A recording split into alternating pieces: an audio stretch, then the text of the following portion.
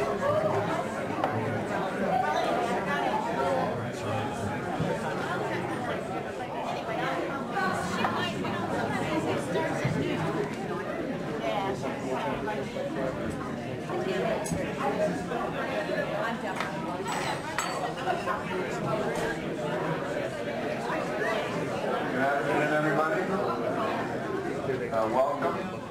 to the pre-St. Patrick's Day edition of Lunch and Arbor Marketing.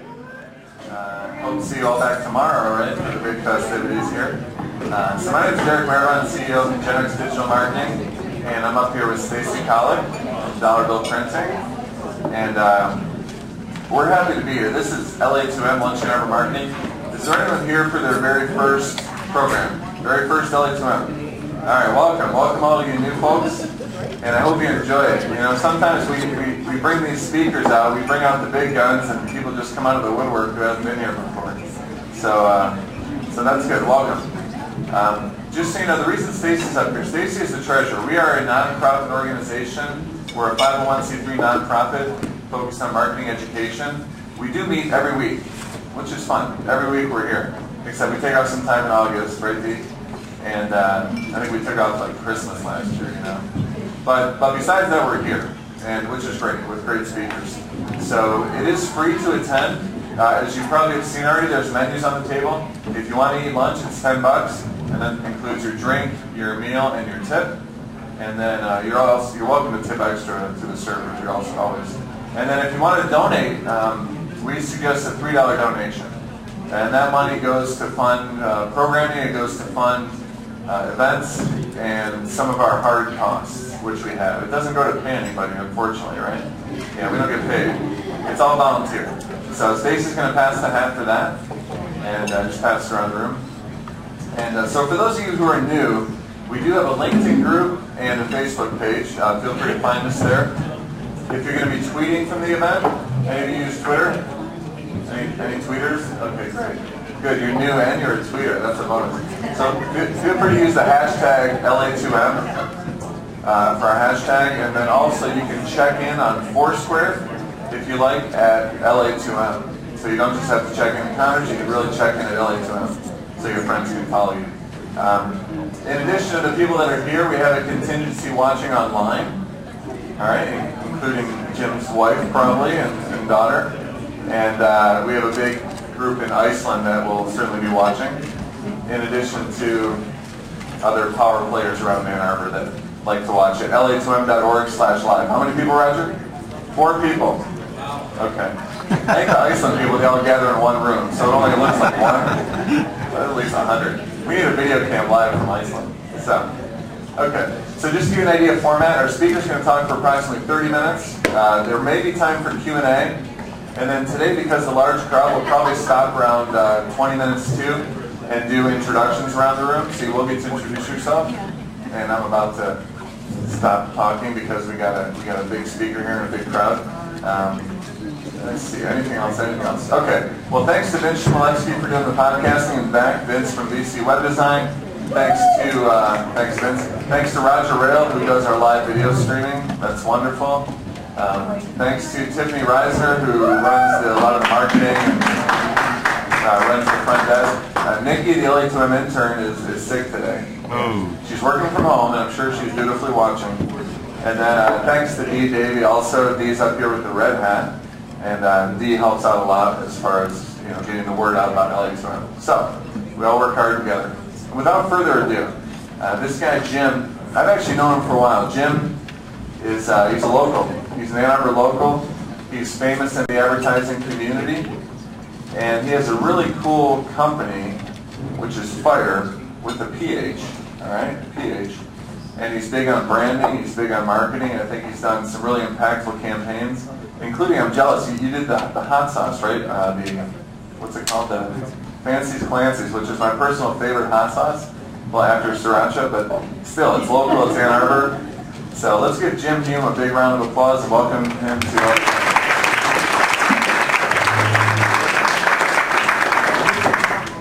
sound? It's working? All right, good.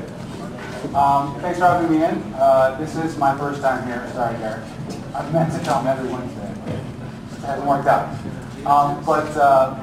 Today we're going to cover something that I kind of put together. I haven't given this talk before. In fact, I talked at Spark about 6 days ago, so kind of quick back-to-back presentations, but this is completely different than that. So if you saw me then, we're talking about something different today. Marketing in the mind. So my name is Jim, and I came here with the brutal truth today. So I'm not one of those speakers that are going to come up here and talk about marketing works, it always works, do more of it, and it will just happen. I'm here to kind of talk about breaking it down and how difficult it is to actually gain any sort of mind share. So the best marketers in the world are the most skeptical of its effect. So you will find a lot of people who love marketing and think it's great. I'm always thinking that maybe they haven't done it long enough, because if you've done it long enough, you know that this is not an easy thing to do. Skeptical of the effect, and therefore you work harder to sort of get your audience to pay attention. You show up in more places, and you try to affect their mind. And we're going to talk about that today. So let's talk about the mind in general. How did you get to work this morning? My guess is you left your house today, got in your car, and then before you knew it, you were there. You probably don't remember a lot of things that happened along the way. It's pretty typical. I get in the car and I show up at work and I usually say, what happened? That's because you're unconscious. It did most of the work for you. So you weren't really thinking about it, you weren't concentrating on what you were doing behind the wheel, you just got there. So let's talk about what that means to marketing. On the way to work, did you hear a radio spot? If you heard it, did you actually listen to it? Well, let's talk about that. There's 24 ads per hour. If you listen to the radio, which many of you don't, and if you keep the station on during the commercials, which many of you don't. So a radio spot has a lot of competition out there to even get heard, much less listened to. Well, what about TV? Name one commercial that you saw last night for something new. You probably can't. By age 66, people with a TV, and I'm guessing most of you have a TV, will have seen nearly 2 million commercials. You're just inundated all the time. So let's talk about the web. It's all about the web now, right? I mean, we go online and it's all there available to us. Well, what banner ad did you see on the news site that you went to this morning? Remember what it was? Click on it. If you visit 200 web pages in a day, which is typical, and you guys are probably above typical, you'll see 490,000 words. War and Peace says 460,000. So when we kind of talk about online marketing, keep these stats in mind. Obviously, you're not reading all those words, but you're seeing them, and you're also seeing the ads associated with them. It's tough to get attention. So it's all about social marketing, right? It's all about social media. It's the new thing. What was that 23rd tweet that you saw on Twitter this morning? You remember who wrote it and what it was about? Let's talk about Twitter for a second. 21 of users are active. So of all the Twitter users, only 21% actually use it. 10% of accounts, 10% account for 90% of updates. So 10% of the people are actually putting the updates up there. And active users follow 397 accounts. So if you're one of those active people and you go on Twitter, then you're getting inundated with at least 397 people's accounts, and it's likely that you don't see anything, or if you see something, it's almost a miracle. So we're all a bunch of walking zombies. The unconscious kind of fuels us on a day-to-day basis, and even when we're searching for information, we're looking for that information, we're not seeing what's going on around it. So I'm here to say, forget it, it's impossible. You should probably quit right now. So my talk is over. No. Let's kind of talk about how to get in there. So I've kind of broken down this chart, probably hard to see. Starts with the unconscious mind, moves to the conscious mind, then you move into memory, build trust, gain a personal relationship with a brand, and then you become a brand evangelist. So let's figure out how to go from there to there. Starting with the unconscious mind. It's always on. It's not very sophisticated. It's kind of a caveman mind. It does 85% of our thinking. So let's talk about what marketing kind of affects the unconscious mind. It's not a very effective way to market. So let's talk about that caveman. What does he think about? He's thinking about food. He's hungry. So that's why advertising, especially TV advertising, there's a lot of food. But let's kind of talk about that. 2009 study showed that junk food commercials that people watched made them eat more food, but not more food of the thing that was advertised. So they were showing M&M ads. They had M&Ms in the room, but people were going for chips. But they ate more because of the commercial. If there were nutritional commercials, they did not eat more. And there was no brand affiliation at this level. So you saw food, you didn't quite get the connection between one and the other. Let's talk about sex. Sex is another part of the unconscious mind that wakes you up. So sex sells, right? It sells itself. 1 in 10 men couldn't remember the product when it was a sexual ad. Now, when it was a non-sexual ad, twice as many could remember what it was for. So maybe they weren't so focused on what the brand was. Maybe they were focused on something else. Fear is another part of the unconscious brain. It works. Scarcity works in advertising as this sort of an act now, time is up. But a study showed that it failed to reach the threshold of the point of decision. So we can use fear, but fear is not a tactic that works well. It works well in political advertising. That's a whole different thing. I'm not talking about that today. Later, we have a lot to work through. So that's the unconscious mind. So let's talk about how to get into the conscious mind, because that's all that really matters. So to enter the conscious mind, you need one thing: emotional connection. So there was a study done that showed cognitive power versus emotive power. So cognitive power meaning that you understood what a brand's message was, that you understood, you even knew what its tagline was, you knew what they were trying to communicate. Emotive is more about, you just had sort of a quality about it. You understood what they were trying to say emotionally. Cognitive power, which was the rational message, created a little shift in people's thinking. Where emotive power, the emotional message, created a large shift. So the emotional got people thinking differently about the product than the rational. So if you're trying to go out there and say, this is what I'm trying to communicate, and then communicate that very thing without having any emotion to it, it will not be effective. So it's not what you say, but how you say it.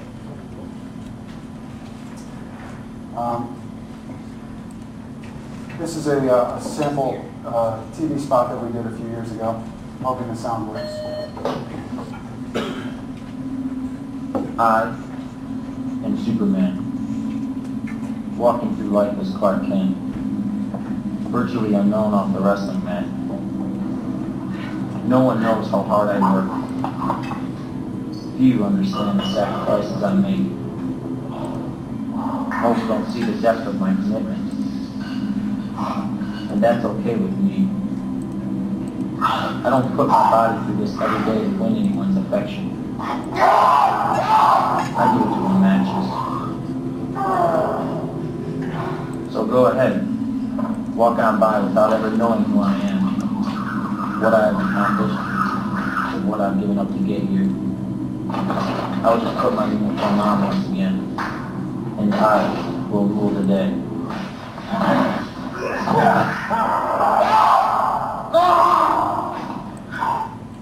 So, am I back on? There we go. So, what did that mean to you guys? Probably not much, unless you're a wrestler. But if you're a wrestler, they favored that on YouTube quite a bit. It was sort of an anthem that they used. So what we did was we learned as much as we could about the wrestling community. We talked to them. I was a former swimmer at U of M, so I sort of understood a little bit of what they were going through, but kind of filtering through a different thing, you had to kind of figure out what they went through. So empathy, trying to understand what they go through specifically. I've got some more examples here, but I think I'm going to flip through them. Humor works too, to get to the conscious mind. A lot of advertisers use humor. It's an effective way. The brand makes you feel good. It kind of breaks through. You wake up, and then you get part of that message. It helps if the humor helps deliver the message so you're not just getting this humor message. Because anyone can make somebody laugh, but it's hard to make somebody laugh and then also have a message associated with that. So once you've kind of woken up the mind, what does it take to actually get into memory? Explicit memory versus implicit memory. Explicit memory is that you understand a product, it's there, you understand it, you almost become a fan of it because you've seen it so many times, you understand what that product's all about. Implicit is more about, you've just kind of seen it as part of your subconscious. But then when you go to a store and you see it on the shelf, it's recognizable. You sort of, you've seen it before, so there's some trust there. So inundation is part of what needs to happen here. It takes at least 10 impressions to start to get into memory on either level. So don't think that you can put that one ad in that one magazine that one time and think you can have an effect. It won't work. You have to have a concerted effort and a plan to hit people on many different touch points.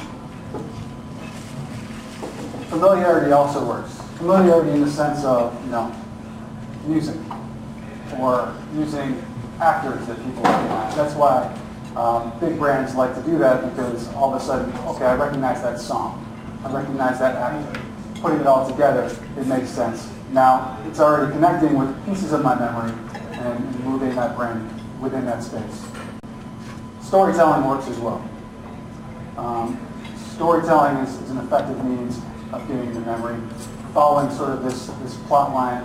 I had an example here too, but I think for time's sake we'll keep going through. But the broad view ADT spots where somebody's breaking into a house, there's a situation there, and then they call ADT, they kind of save the day, the criminal walks away. That is effective because you've told a complete story here, you put somebody in their shoes and told them exactly, here's the situation you're going to be in, here's the resolution, and here's the brand, that's the knight in shining armor coming through. Jingles. Pretty sure that when I die, they're going to open up my brain, and about a third of it is going to be jingles, mostly of local car dealerships. But I think jingles, we all sort of have them intuitively in our minds. They work. They keep drumming over and over again. Seriously, I hope they have a game show someday with jingles. I think it'd be a nice job. So, all right. Memory. You've got my kind of divided attention. I'm listening, sort of, at this point. But let's move down the chain a little bit more to trust. Authenticity. The more real you can get and the more truthful you can get in advertising, the more you can build that trust. My example here was Domino's Pizza and their recent campaign. They did a really nice job of just opening it up and saying, you know what, our pizza tastes bad. We're hearing that. And they just basically opened up their books. They showed focus groups of people saying it tastes like cardboard. But then, all right, I'm listening now. You've gained my trust because you're speaking the truth. There's no way you would be saying this stuff if you didn't have resolution in it and I couldn't trust you. So really effective job with that. And they went so far as to deliver pizzas to people in the focus group with the new flavor. Really nice job of building that trust. Referral. Referral works really well. And this is where social media starts to kind of come into play. Things like Facebook, where you kind of see what your friends like. That starts to kind of build this trust. Or you can ask away. A study was done that showed that consumer reviews are significantly more trusted, nearly 12 times more than descriptions that come from manufacturers. So whatever we can do as marketers, people out there can do 12 times better than you can because they've built up this trust. But what you can do as marketers is kind of connect to that trust and give customers the ability to refer you. And between 10% and 24% of us, of social media users, turn to social networks when making purchase decisions. So this is big. This is where social media can really come into play. People talking to people, referring to them to brands. Okay, we're not done because we have to move up to relationship. So first off, you have to kind of take advantage of every touch point. As I mentioned before, it takes at least 10 touch points before you can even get into memory. But that's just the beginning. That's just getting some recognition. To move past relationships, every touch point not only has to have that brand recognition, but it also has to follow with the experience that you're having with that brand as well. So a bad experience with a major brand, or you walk into a major restaurant chain, you have a bad experience, it can start to unravel. So everything has to line up perfectly for you. You have to have the brand speaking over and over again, then your experience has to match that brand. This is part of what we did for a company called TechSmith, and it just shows all the various aspects of the brand that you can touch. There's no piece of this that should go untouched. From the business card to the way you, the bottom of your email to the way you answer the phones, to have scripts, everything has to be coordinated to have that experience kind of build upon itself. Creating rituals. This is another effective way to gain a relationship with a brand. What do I mean by rituals? Well, since we're in an Irish bar, Guinness has the slow pour, Corona has the lime, Disney has the peer pressure that you have to take your kids or your child abuser. I haven't taken my kids yet, but I've heard of that. So there's these rituals that brands build to start to kind of gain that relationship. That, for example, I don't really want to go to Disney, but I'm going to just because the world wants me to, so I will. Building content and expertise. This is something that smaller companies can do really well. And this was my entire talk last week, was about content, using content to market yourself. So the more expertise you can show as a company, as a brand, the more that you'll be trusted and seen as a leader within that market. So that's where trust can come in, if you're seen as a leader. Okay, satisfied. You're in there. But that's it, right? Well, there's more. Evangelism. This is kind of the ultimate.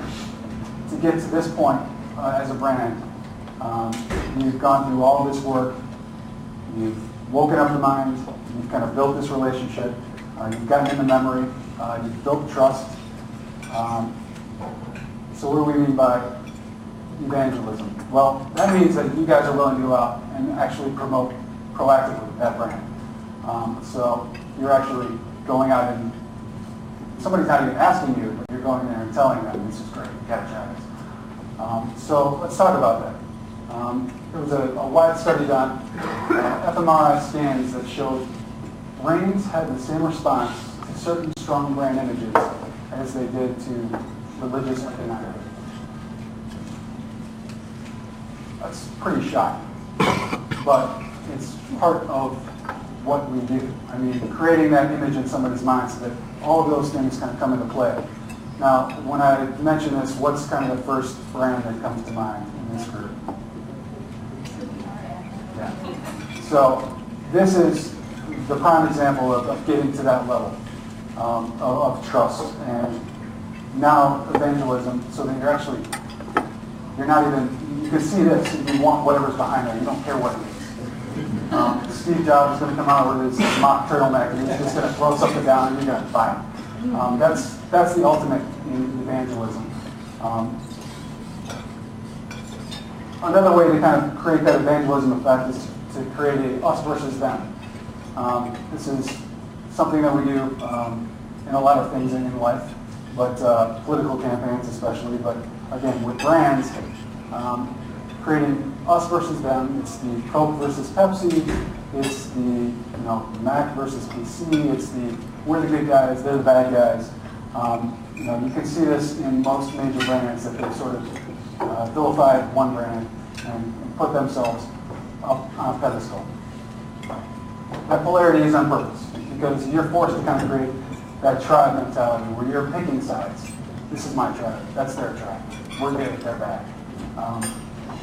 So Apple is, again, a perfect example of that. And that's when you find yourself defending, anticipating, discussing, and then even protecting that brand. You become kind of an extension of that brand. In effect, you are an Apple representative and an Apple salesperson as you walk out there.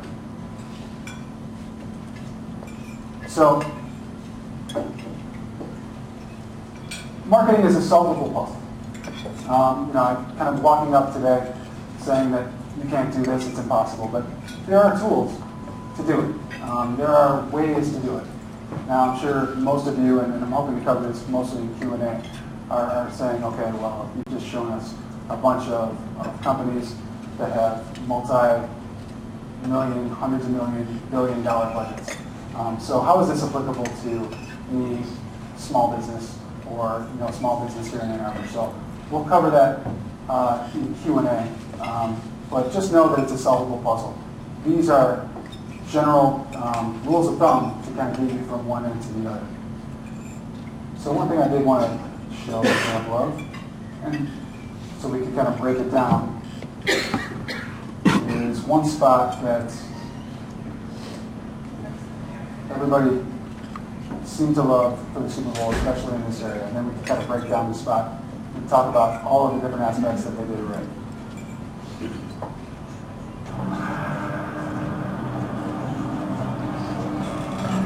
I got a question for you. What does this city know about luxury? Huh? What does a town that's been to hell and back know about the finer things in life? Well, I'll tell you that. More than most. You see, it's the hottest fires that make the hardest steel. Add hard work, conviction, and the know-how that runs generations deep in every last one of us. That's who we are. That's our story. Now, it's probably not the one you've been reading in papers, the one being written by folks who've never even been here. They don't know what we're capable of. Because when it comes to luxury, it's as much about where it's from as who it's for. Now, we're from America, but this isn't New York City, or the Windy City, or Sin City, and we're certainly no one's Emerald City.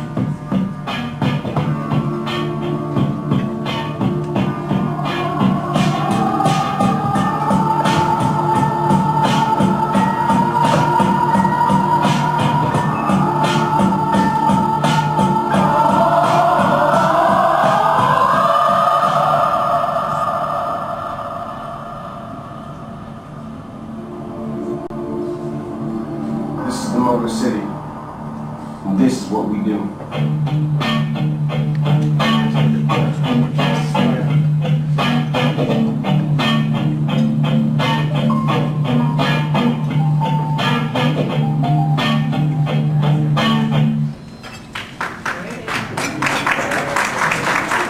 I didn't make that. Thank you. I'll take credit. So let's talk about what they did right. First off, they have this kind of this advantage that most of us don't have, because you're already the only day of the year that you're kind of snapped out of your subconscious when it comes to advertising is Super Bowl Sunday. So you're already kind of aware. You're already looking and you're waiting and you're anticipating these spots. So that's check number one. Number two was the music. There was a familiarity to the music. And not only was there familiarity to it, but it also helped position the brand as well. So here's this song from this artist. And there's this movie that I watched once that, this was the theme song to it, and there was the themes in the movie that were all about us versus them, and it's me against the world and underdog type stuff. So it tapped into all those pre-existing emotions already. So already, here I am, I'm awake, those emotions start to come in, I'm starting to get that voiceover, great copy in the spot. There's an emotional connection there. They understand who I am. They get me. Eminem then brings that next level of familiarity in. There's somebody here I know, and what they stand for becomes an extension of the brand. And then the uses of "are" and "we" in the spot. The language, it's automatically us versus them. This is who we are. This is what we do. This is perfectly positioned to kind of have everybody, especially in this area, feel like you're part of that tribe.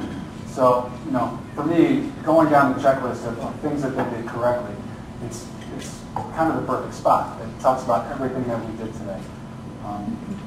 So I kind of flew through the presentation, and I wanted to because I knew we wanted to do time for a Q&A at the end. So let's do it. Who's got a question? One thing a lot of people don't know about that commercial is his ex-wife and mother were in the truck when they filmed that. Is that right? Yeah. I'm not in there for living. Yeah. That's a joke. Yeah, it's a joke. I hope it's a joke. Yeah. My question is, apparently the commercial's very effective. My question is in your slide about sex, I thought it said that 1 in 10 could not remember. I think it meant to say 1 in 10 could remember. Right. Okay, thanks. Right. Yeah. Basically, 1 in 10 could recall what the brand was in those spots. Versus 10. Who's got a question back here? Oh, up here. Here we go. I was interested in your point about becoming an extension of the brand, and I wondered if that diminished the effectiveness of your advocacy because it sort of made you seem biased. I've actually had people say that to me when I've become a brand extension myself. Say again? So I become an extension of a brand. Right. Okay, so I advocate Google, for instance. Yeah. And then people say, well, you're just sort of really in their pocket. Okay, so does that diminish the effectiveness of my advocacy? I think so, and so I think it... For you personally? Well, for me personally, in terms of Debatable. advocating that brand. Okay. Debatable, but All right. Google does great things. And that's really what we're talking about, is that root brand. The more people that are out there rooting for it and kind of spread it out, that helps that. For you personally aligning yourself with a brand can certainly help. I mean, when you think about Google, a lot of great things come to mind. So if you're sort of aligning yourself and your brand with them, can't hurt it. But does it kind of hurt that you're sort of choosing that as your one and only? That's debatable. Hey Jim, question about the Cliff Keen slide. Yeah. First part of the question is, did it actually run on TV? And the second part is, talk a little bit about the value of creating a spot like that, which is nicely produced, just for YouTube or niche channels. Yeah. First off, yeah, it did run, but it ran on niche channels. Big Ten Network and those type of channels. So, smaller buys, but yes, when you create something like that, you're not doing it just for air. You're doing it for things like YouTube. You can link to, and you're also doing it if you go to events and trade shows. Then you kind of run around the loop. So thinking of multiple uses for all of those things is definitely a way to kind of stretch dollars. All of us don't have a TV, but. I was wondering if you could talk a little bit more about making an emotional connection with the product. Well, it's really the bottom line, and yeah, I'd love to elaborate on that because it's really the bottom line of what we try to bring companies. So we go through a long, extensive process that kind of breaks down. We listen to the voice of the customer. So by doing some sort of survey or focus group or combination of the two things, we listen as much as we can to what the customer is trying to tell us. We don't just ask, what do you think of this product? Rate this from 1 to 10. What we do is we kind of say, how do you live your life? What's your day like? how would you make a decision to buy something like this? You know, we go farther back and kind of get to the root of what those pain points are. Once we understand the pain points that lead to that purchase, then we can kind of utilize those pain points and create that empathy that we talked about. So, you know, I think really the most powerful tool in marketing are the ears, listening to what people have to say, because they generally your customers have the answer. You're just trying to capture that and really understand their pain points. Too many companies, especially smaller companies, and especially business-to-business smaller companies, are very inward. This is what we do. These are the features of our product. There's no emotion there. That's just simply bullet point type information. What's the purpose of this product? What are you doing? How are you saving somebody? Time, money, whatever it is. Where are their pain points? That's what you have to get.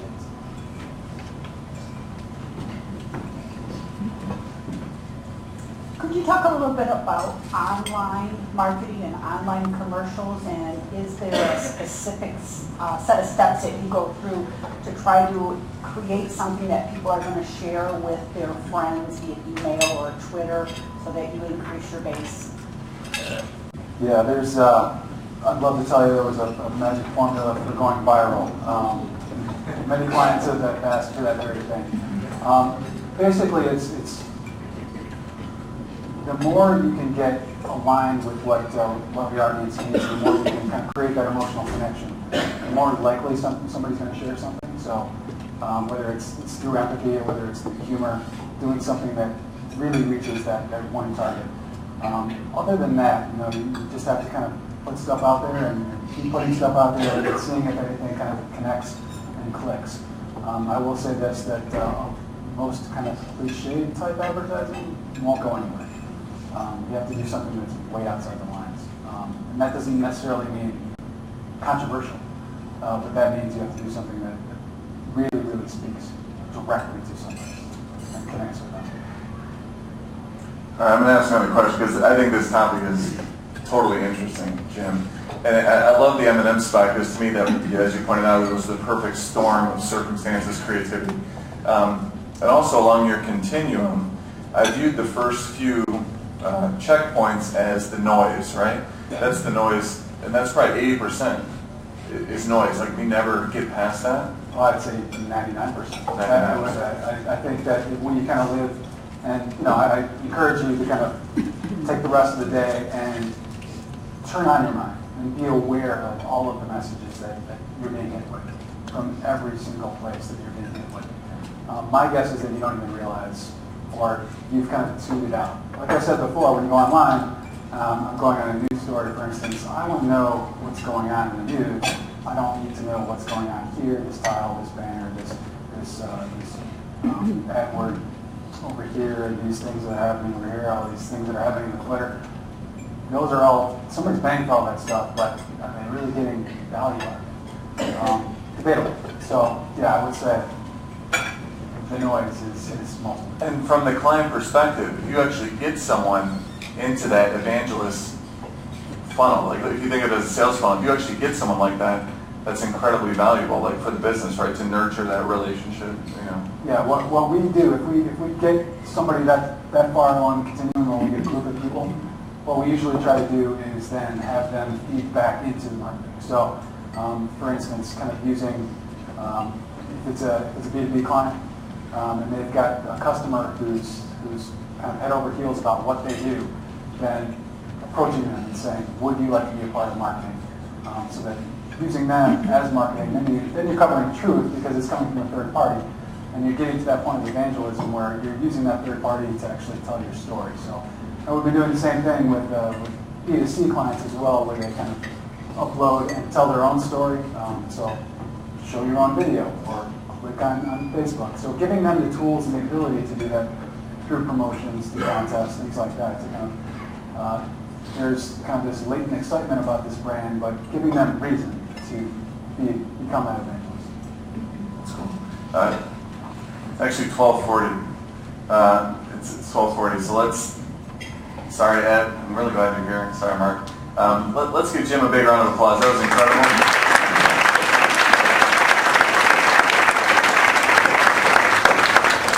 Incredible talk, and you heard it here first at LA2M.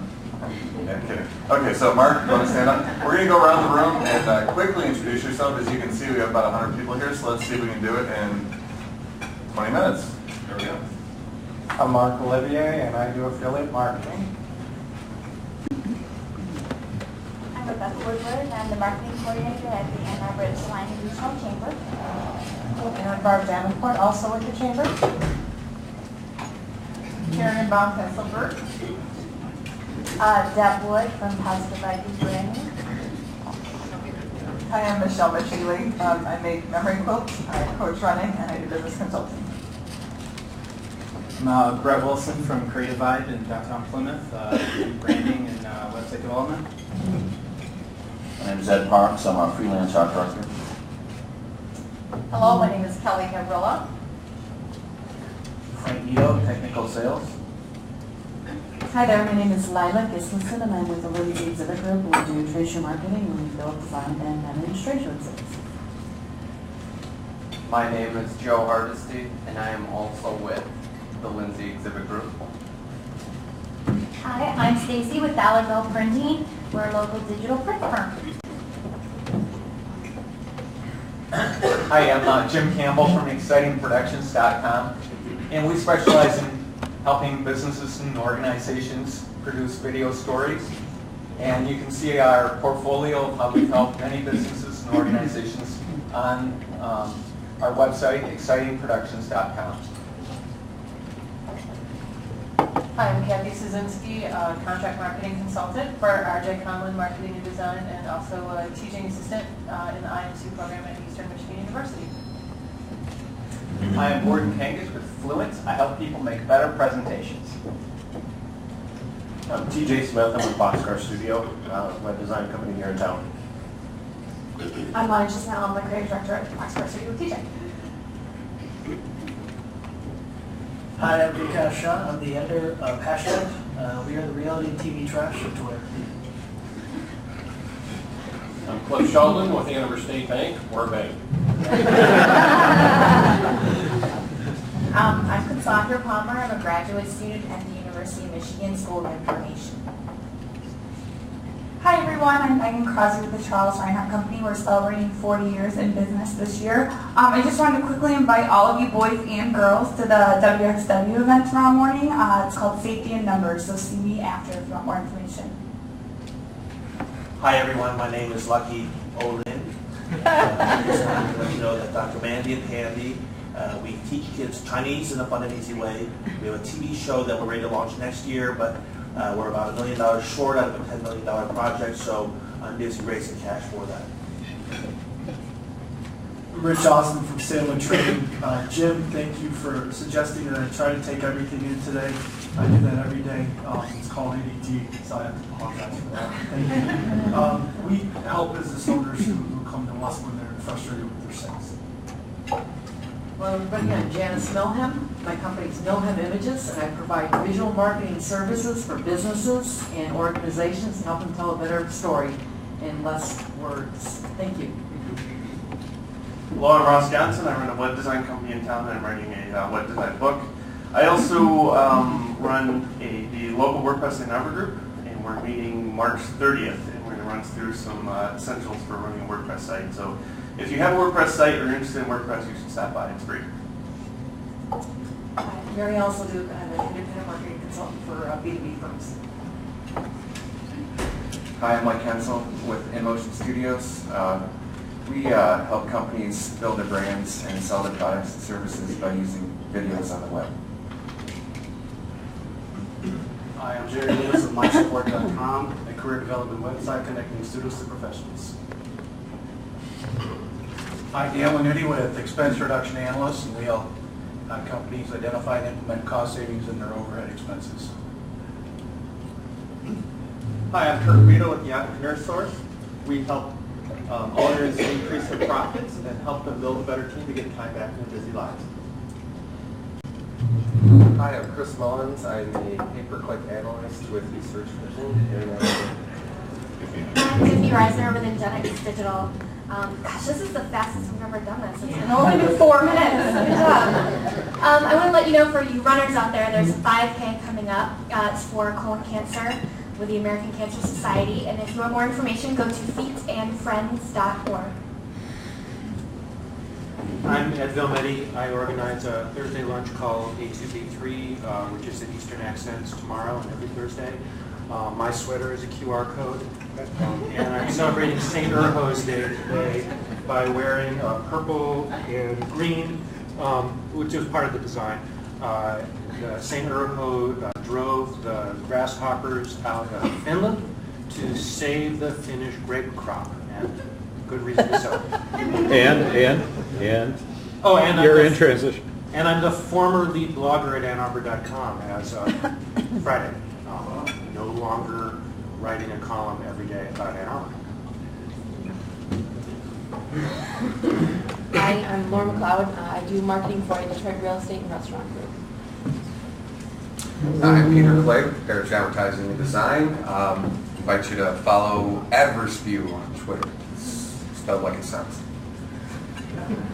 Jeremy King, recent MBA graduate from the University of Michigan, looking for product and brand management opportunities. I'm Dave Murray with Good Stuff Studios, which is a graphic design firm here in Ann Arbor. Rather than pretend I'm hilarious today, I'm going to ask you guys to check us out on Facebook. It's real easy, facebook.com, Good Stuff Studios. No hyphens, no spaces, nothing like that. And if you like it, like us. If you don't like it, no problem. We're not computer savvy enough to track you down anyway. Thanks. Linda Baker, and I do sales and marketing consulting.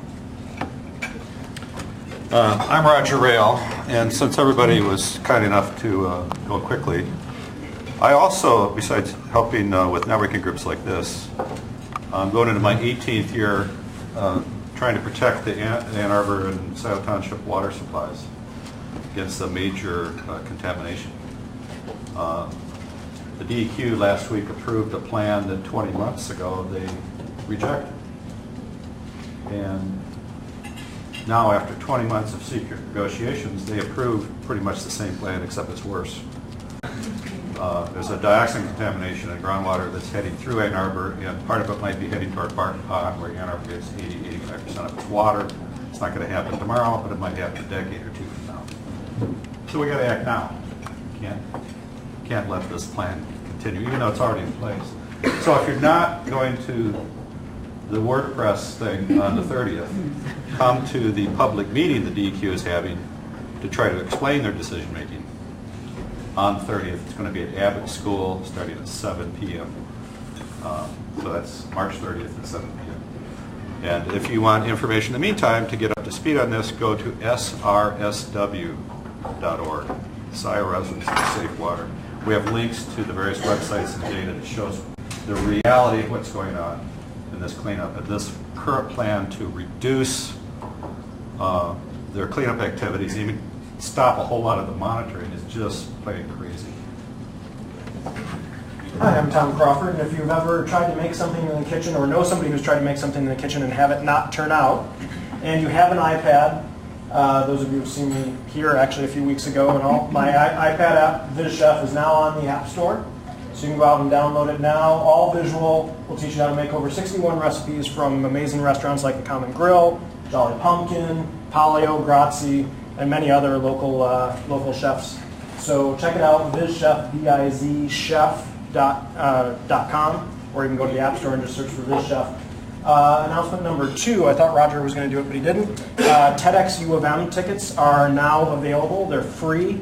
TEDxUofM.com. For those of you who are familiar with the TED Conference, it's amazing presentations. The speaker list this year is great. So check it out. It's April 8th. Yeah, so Friday all day. Friday all day, and it's free, but tickets are first come, first served, and I think 1,000 of the 1,700 are gone already in 2 days. So get out there fast. Everybody, I'm Todd Gagne. I have Isaac and on 90210. I'm actually a sponsor of LA2M this month. We market to cell phones through the most popular 5-digit short code in the world, 90210. So we're marketing to people walking into cars, walking into fountains, people that are already in an establishment. So let's say, for instance, we have Live and Gracie's. You can text free cover to 90210, and then you're subscribed to them. And then anytime that they want to tap into their warm market and drive traffic into their establishment, all they do is they send out a message saying, come in, we got this great band tonight, and you can get in free between 9 and 10 o'clock. So Todd Gagne, Isaac, 90210. Good afternoon. My name is Otto Geisman, and I'm the Technical Sales and Engineered Solutions Marketing and Sales Manager. I'm Tammy Burgess with Women Making Connections, and we have some great events coming up. One next Tuesday for the ladies, Hoop It Up. It's about life balance and juggling, and we'll have a hula hoop contest. For everyone else, April 20th, we're doing a business expo and networking event. And Derek has been kind enough to open up his office and host us there as well. So it'll be at 306 South Main. We'd love to have you. We have exhibitor space available, so if you'd like more information, I'm working with Todd on the 90210. So if you text Go Blue to 90210, you'll get a message from me that says call me with my phone number. So you can contact me there. And then we'll be here at 1 o'clock if anyone is interested in learning more about 90210 and a new marketing program. Thanks. Hello, I'm Chris Kirchen from Getz Craft Printers, and I'm in sales there. If you need any printing, get in touch. Thanks. I'm Anita LeBlanc with The Right Word. I've been writing marketing copy since 1992, and I also write as a journalist. Thank you. I'm Deborah Adams. I work with Human Resources a la carte, also known as HR a la carte. I will hire your next employee, and when it gets time to let them go, I'll help you terminate them. And everything in between. Hi, Kathy Griswold. I'd just like to repeat and stress what Roger Rail said. 20, 30 years from now, people are going to say, how did we ever let this happen? I'm Dee Davey. I'm an independent marketing contractor. I specialize in helping companies who offer business-to-business services to their customers, particularly when they have an idea for a new service product to generate revenue, and they need help getting that idea off the ground. I'm Bud Gibson. I started the search marketing program at Eastern Michigan University. We produce many students each year who are working effectively with Southeast Michigan businesses. And it turns out I'm kind of a Google advocate, which is why I asked the question.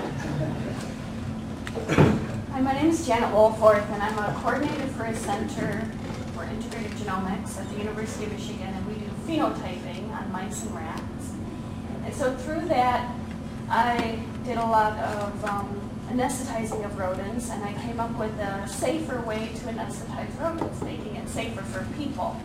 So I'm hoping to launch that product this year. I partnered up with somebody, and I'm opening up a new company called Safe Niche Products. Hi, I'm Craig Luckwitz. I do product development, marketing, and innovation. Hi, I'm Mike Wynn with Sandler Training, and our consultants and other professionals oftentimes come to us because they're underwhelmed with their sales results, but more importantly, they're uncomfortable selling. We help them sell more and sell more easily. I'm Mark Reynolds, and I didn't get the chance to ask Jim about how humor can take away from the message, and I'll ask you later about that. Come to NEF tomorrow night. It's we're launching a new program, new company, and it's how to market towards sports bars and fantasy football players. I'm Jim. You've heard enough from me today. Thanks, Jim. Speaking of Jim, let's give Jim one more big round of applause.